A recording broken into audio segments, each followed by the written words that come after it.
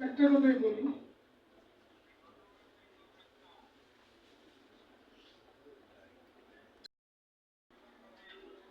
2014 সালে সুযোগ পেয়েও আমি এই জায়গায় আপনারা জানেন সোনারগাঁও উপজেলা অবস্থিত ভবন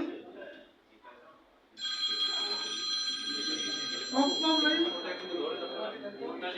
আমি সর্বোচ্চ 1 নম্বর আসন আর আজকে এই সনাতন ধর্মের উদযাপন উপলক্ষে আজকে এখানে এসেছি।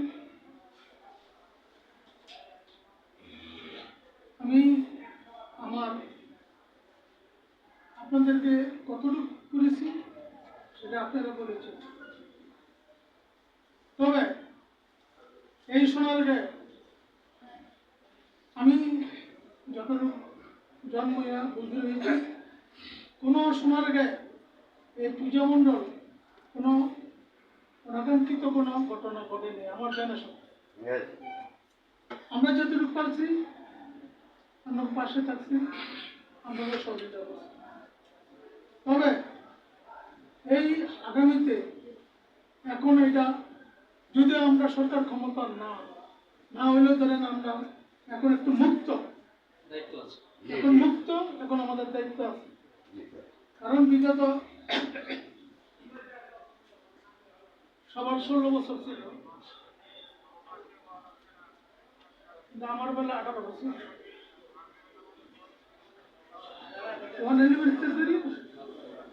আমার বেলা 18 বছর।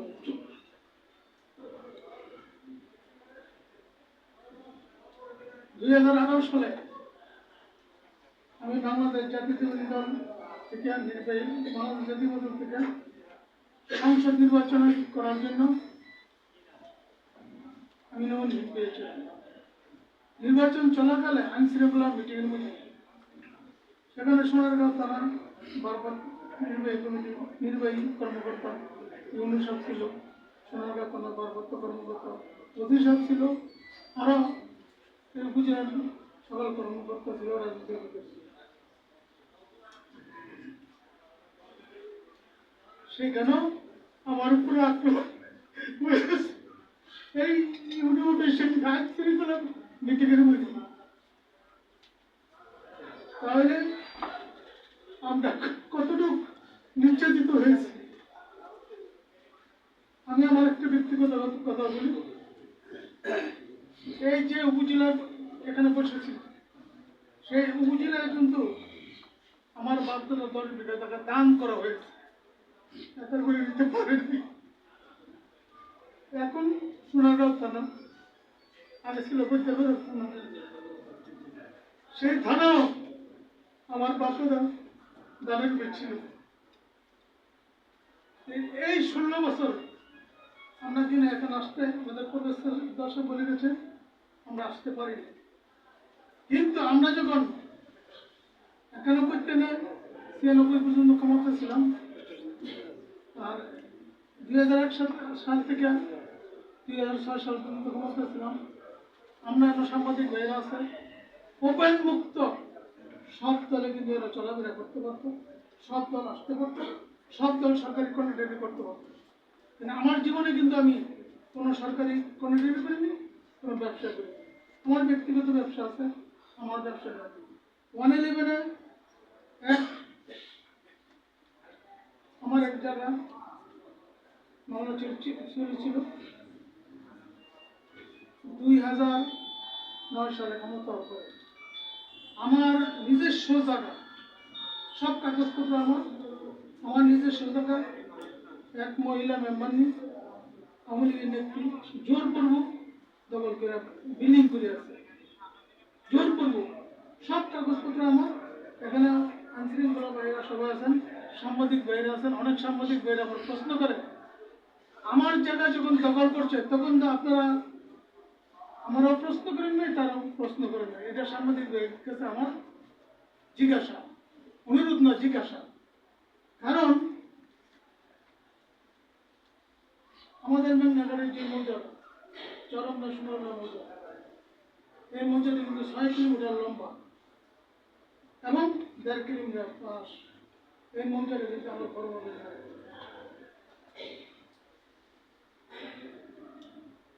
আজকে বিভিন্ন সাংবাদিক ভাইরা আমার প্রশ্ন করে যে আপনি বিল্ডিং শুধু জায়গা দখল করেছেন। হ্যাঁ, আমি করেছি, সেটা আমার জায়গা আমি করেছি। আমার জায়গা যখন দখল করছে, বিল্ডিং করছে, কোনো সাংবাদিককে যেটা প্রশ্ন করেন ভাই যে কেন ওনার জায়গা। যদি সাংবাদিক ভাইরা চান আপনাকে কিন্তু আমি কাগজপত্র দিয়েছি, আবার দেবো। আইন শৃঙ্খলা বাহিনী চাইলে আমি কাগজপত্র চাইলে আমি দেবো, কারণ আমি কারো সম্পত্তি জোরপূর্বক দখল করি না। এই চরমদের সোনারগাঁও মৌজার ভিতরে আমার দাদার 1250 বিঘা সম্পত্তি। আপনারা জানেন মেঘনা শিল্পনগরী উচ্চ বিদ্যালয় আওয়ামী লীগের নেতৃবৃন্দ 100তম জায়গা নাই, সম্পূর্ণ জায়গা কিন্তু আমাদের দাম। মেঘনা জাউসর সামাজিক প্রতিষ্ঠান, ঈদগাহ, গোরস্থান, মাদ্রাসা, মসজিদ, 20 বিঘা জায়গা 4টে প্রতিষ্ঠান আমার দাদা দিয়ে গেছে। মেঘনগরে আগে ছিল একটা মসজিদ, এখন হলো 25টা মসজিদ। 25টা মসজিদের মধ্যে বেশিরভাগ মসজিদই আমাদের দান। এরপরে হইল চাউসর প্রাইমারি স্কুল আছে, সেই প্রাইমারি স্কুলে আমি ছোটবেলা লেখাপড়া করছি, সেই স্কুলে আমাদের দান। তা আমি সাংবাদিক ভাইদেরকে অনুরোধ করব, যে কোনো প্রশ্ন, যে কোনো ব্যাপারে একটা নিউজ লিখতে জেনে শুনে নিউজটা লিখতে। হ্যাঁ, আমরা ক্ষমতা নাই, তবু ওনার ধরেন ক্ষমতা। আমরা কোনো চাঁদাবাজ না। অনেকে শুনি যে আমার বিরুদ্ধে, আমাদের সেনাবাহিনী ভাইদের কাছে বিরুদ্ধে অভিযোগপত্র দেয়।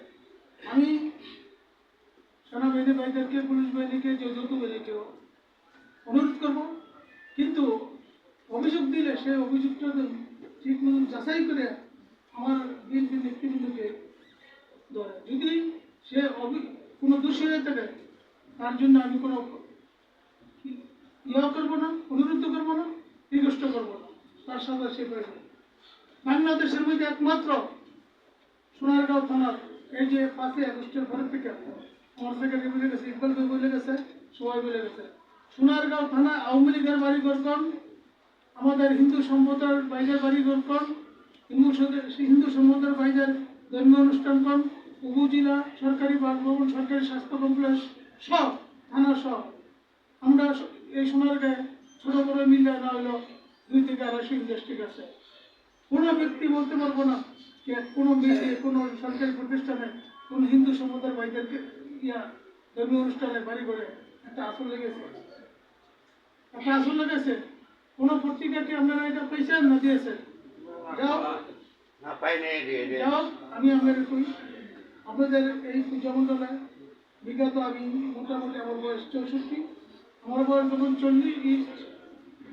24 সালে, তখন আমাদের পূজা মণ্ডলে, বিভিন্ন পূজা মণ্ডলে পশ্চিমবঙ্গে যাইতাম, তখন তারা আপনারা সহিত করে নেই, আমাদের একটু আর্থিক সহযোগিতা করতে পারি। বিগত 40 বছর ধরে যতটুকু পারছি আপনাকে সহযোগিতা করছি, আপনাদের পাশে ছিল। আগামী তো ইনশাল্লাহ আপনাদের পাশে থাকবো। আপনারা এই দেশের নাগরিক, এই দেশের মানুষ, বাংলাদেশের মানুষ, আপনারা আমরা পাইবেন। আপনাদের আমাদের নেতৃবৃন্দ বলে গেছে যে আপনাদের ধর্ম আপনারা পালন করবেন, আমাদের ধর্ম আমরা পালন করব।